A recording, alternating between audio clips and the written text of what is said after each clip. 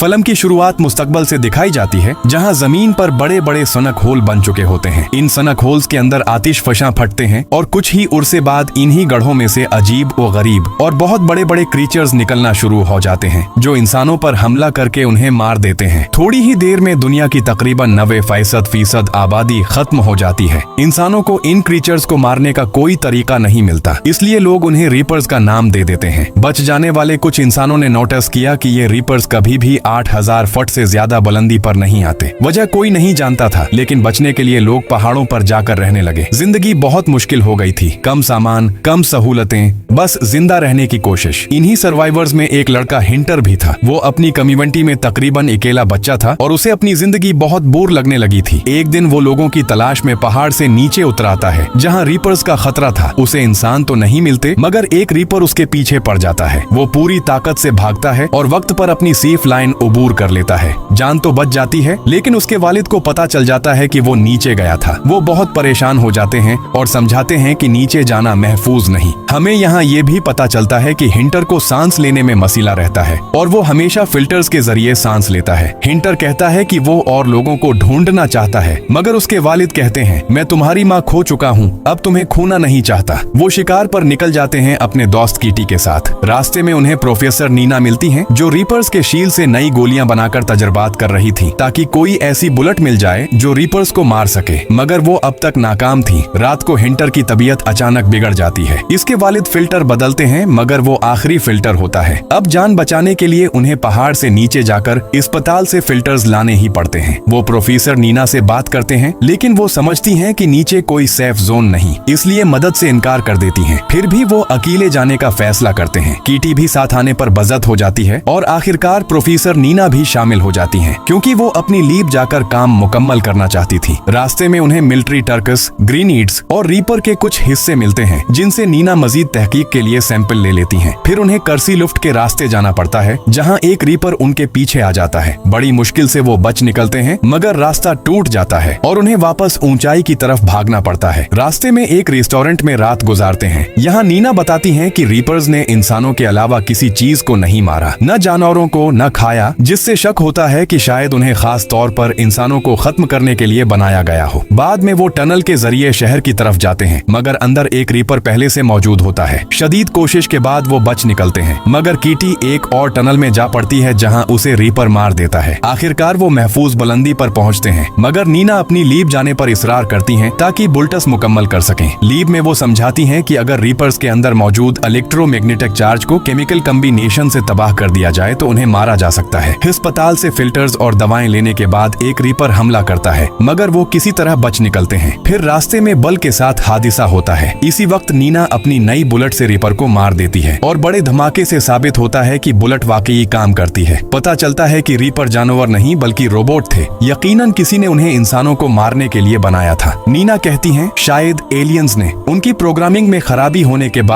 वो 8000 फुट से ऊपर नहीं जा सकते थे। अब नीना और वेल बाकी लोगों तक पहुंचते हैं। सब लोग नीना के फार्मूले से गोलियां बनाते हैं। लड़ाई शुरू होती है। इंसान इलाकों पर कब्जा वापस लेने लगते हैं। आखिर में नीना आसमान में 3 बड़ी स्पीस शपस देखती है। उसका मतलब था अब असल जंग शुरू होने वाली है। फिल्म यहीं पर खत्म हो जाती है।